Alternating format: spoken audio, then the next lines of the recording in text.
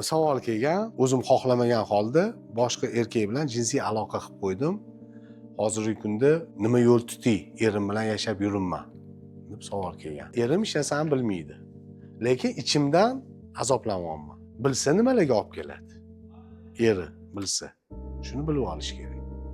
Agar ajrashishgacha olib keladigan bo'lsa, agar o'zi vijdonan ichidan qiynalib, bu holatni boshqa qilmaslikka ahd qilib afsuslansa va bu xatoni qanaqadir состояние affekta deydi-yu, mehr xohlab qolgan vaqtda adashib qilib qo'ygan bo'lsa, ya'ni o'zida afsus bo'lsa va farzandlari bo'lsa, maslahatim bu Yevropa emas bu.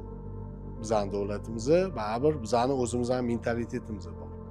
Oilani saqlab qolish uchun aybini tan olib ichida, o'zida Xudoning yonida kechirim so'rab, keyinchalik bu xatoni qilmaslikdan yashab, eri bilan baxtli bo'lib ketishi ham mumkin. Real qarasak bilmagani ham yaxshi.